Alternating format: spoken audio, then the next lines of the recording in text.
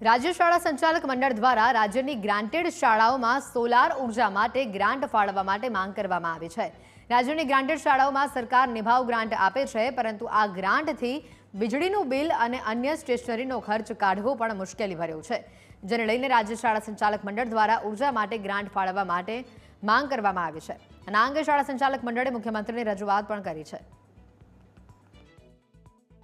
ગુજરાતની ગ્રાન્ટેડ શાળાઓને હાલ જે ગ્રાન્ટ મળી રહી છે એ ગ્રાન્ટની રકમ એટલી મામૂલી હોય છે કે એ રકમમાં લાઇટ બિલ ભરવું, શાળાની પરીક્ષાઓના માટેના સ્ટેશનરી ખરીદવી, એના સાથે સાથે શાળાનું મેન્ટેનન્સ અને આ બધું એટલું બધું અઘરું થઈ ગયું છે। એ સંજોગોમાં કેન્દ્રના આ યોજનાને અને ગુજરાત સરકાર જો રેસિડેન્સ માટે આ લાભ આપતી હોય તો વધારેની તો શાળાકીય શિક્ષણ એટલે કે 12 ધોરણની શિક્ષણ આપતી સંસ્થાઓને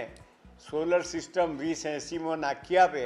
20% ખર્ચ અમે આપવા તૈયાર છીએ, 80% સરકાર આપે તો અમારા જે ભવિષ્યના ખર્ચાઓ છે તે ઓછા થાય અને અમને સૌર ઉર્જાનો લાભ મળી શકે અને અમે વીજળીના ક્ષેત્રે કંઈક યોગદાન આપી શકીએ।